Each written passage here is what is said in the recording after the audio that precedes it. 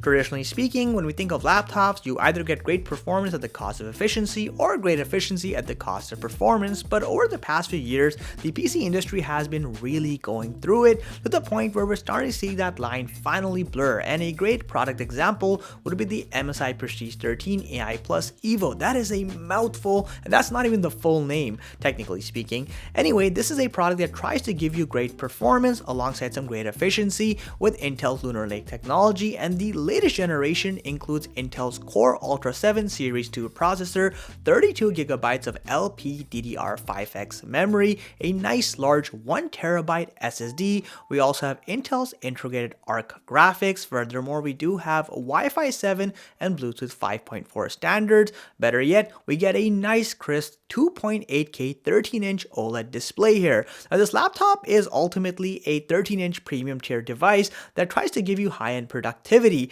and we're going to see if it can meet all those criteria while living up to the promise of high efficiency with great performance. So let's get into it. Look at the hideous box this thing comes in. Psych! It actually comes in a much better looking box than that, which is inside this cardboard box, and it's way more decorative and definitely gives you the feel that you spent a ton of money. Anyway, once you open this box up, inside you will find the ever so petite MSI Prestige 13 AI Evo. Goodness, I have to stop saying that, it's too long. But anyway, more on that in a minute. We also do get a 65-watt charging adapter with a Type-C port over here, and you do also have the wall outlet charging cable piece separately. And then finally, you do get some documentation for quick start purposes. In terms of design, the MSI Prestige 13 is a very interesting device. I mean, on one side, it's got a very utilitarian look. It has linear edges. It's very squarish or rectangularish, if you will. It doesn't have a teardrop design. It's not trying to look ultra sleek. But on the other side, the choice of magnesium alloy material makes this a very lightweight device, which technically does have a metallic exterior, though it has a more plastic-like feel to it because of, again, how thin the layer of metallic exterior on this thing actually is. On the bright side, you have an overall weight of just 2.18 pounds, making this one of the lightest 13-inch devices out there. Starting with the top side, like I mentioned, you do have a metallic exterior. There's no textures, though you do have a bit of fingerprint magnetism, but it's not too bad, and then you have some basic branding. As far as I/O port diversity is concerned, this is probably one of the better ones you'll find on a 13-inch device. I mean, you've got a fully loaded HDMI 2.1 port, you've got two Type-C Thunderbolt 4 ports, which is pretty nice to see. On the other side, you have a USB-A port and a Kensington lock slot, as well as, of course, a micro SD card reader, which would have been better as a full-size SD card reader, but given the form factor, I think we can let that one slide. The bottom side of this device has the same magnesium alloy finishing, giving it a metallic exterior. Now, what I find very interesting and funny is that you have such a large air intake vent here, but only about 1/3 of it is useful because that's where the actual intake fan is for cooling, and the rest of it is just kind of just hanging around, not really serving any real purpose. With that said, you will notice you have a bottom firing speaker system, so you have two speaker grills, one on either corner, and we'll do a sound test towards the end of the video. When you unfold this laptop, you see a palm rest that's about as large as a 13-inch laptop allows. All this to say, it's pretty decent, and the gray color combined with that magnesium alloy finishing actually makes it look pretty darn nice.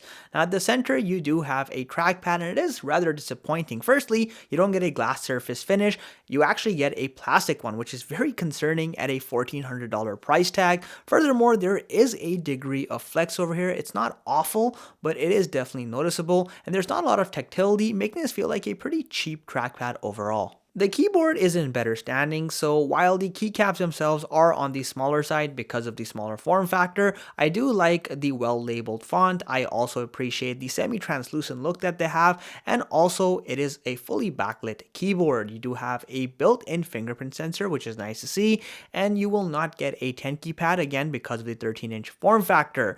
Now, as far as the typing quality is concerned, you have a decent amount of key travel and some degree of tactility, but this keyboard definitely falls short of the likes of Dell's XPS, Lenovo's Yoga series, or Apple's MacBook Air. Right past the keyboard is where you have the primary heat exhaust mechanism, and then past that you have the hinge mechanism, which, if I'm being honest again, is a little concerning because while it seems to be well tuned in, there is a considerable amount of wobble while you're typing on the laptop or moving the hinge around. Thankfully, you can open it up with a single hand, so I guess there is that. Now, as far as display fitting is concerned, you do actually have a pretty modernized display. The chin at the bottom is barely existent and very thin, nice to see. Same thing with the side bezel. bezels, nice and narrow within modern day standards. And at the top, again, you have a very respectably thin forehead, at the center of which you'll find a 5 megapixel webcam with a built-in IR scanner. The display here is an almost perfect situation with one little caveat. So you get a high quality OLED panel with a sharp 2.8K resolution, a nice 16:10 aspect ratio, but then for whatever reason MSI opted to put a 60Hz display rather than a 120Hz one, which is again just a weird compromise. However, you do have a peak brightness of up to 500 nits with HDR content, giving you plenty of brightness to compensate for the glossy display. You don't have a touch captive system here. As far as color rating is concerned, you have a 100% sRGB rating, better yet a 100% DCI-P3 color gamut coverage, allowing for some fantastic color sensitive activities like photo or video editing. A quick rundown of the technical specifications on board. So with this specific model, we do have Intel's Core Ultra 7 258V processor, which means we also get 32GB of LPDDR5X memory, and then we have Intel's integrated ARC graphics, specifically the 140V variant, which is the higher tier one. Performance here is on par with most other Lunar Lake chips we reviewed recently, so general productivity like surfing the web, crunching a Word document, or watching videos online is going to be a fluid experience. More demanding activities like programming and coding, again, a total breeze for this machine thanks to the ample amount of system memory and horsepower.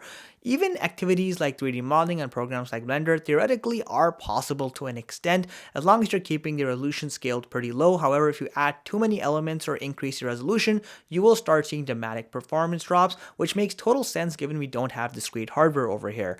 And then the most demanding of activities like multi-layer 4K video editing, again, a very smooth experience, surprisingly, as long as you don't have too many layers stacked up or you're not doing color grading or editing. Of course, you will still have a handful of frame drops, but again, it's a viable experience, and even better with full HD video editing. Export times are also pretty respectable.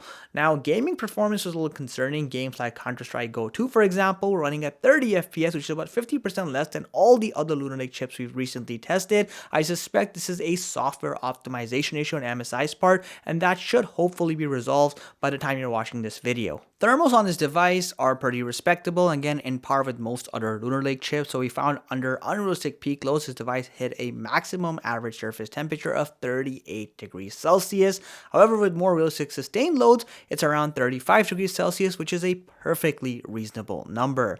Now, as far as fan noise is concerned, the fan does manage to stay off for most low load activities, though if you are doing anything mid to high load, it will go off quite quickly and can hit a maximum noise level of up to 50 decibels.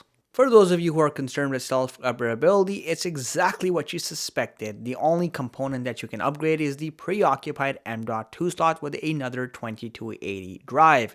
The system memory as well as the connectivity module are entirely soldered on, but in all fairness, this is the new norm, guys. You get a nice large 75 watt-hour battery here, which actually gives you an impressive runtime of all the way up to 14 hours on a single charge with a general productivity use case.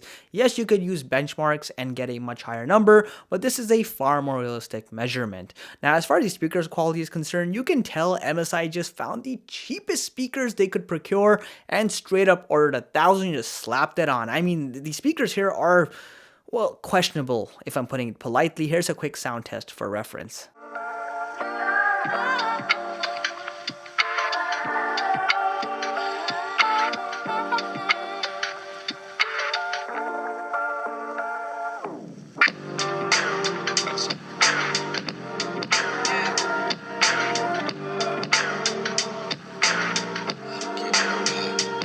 The MSI Prestige AI Evo, oh my goodness, that's such a long name, anyway, has a $1,400 price point for the configuration we showed here today.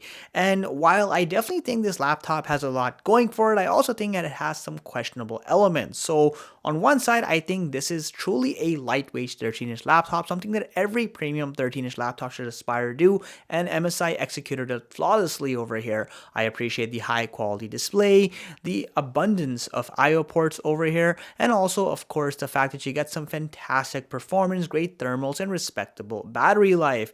However, things like a cheap trackpad, a 60Hz refresh rate, and the worst thing, a awful speaker — honestly budget laptops have better speakers than the one on here — are again some questionable decisions that keep this laptop from being the very best. Though despite this, I think it is still a respectable device, and even at full price, I would wholeheartedly recommend it to anyone who truly wants a lightweight, high performance 13-inch device that actually gives you true all-day battery life. Let me know what you think of this device. If you already have it, I'd love to hear your thoughts as well. And as always, if you enjoyed the content, make sure you hit that like button, subscribe to our channel. It genuinely helps me grow. Catch you in the next one.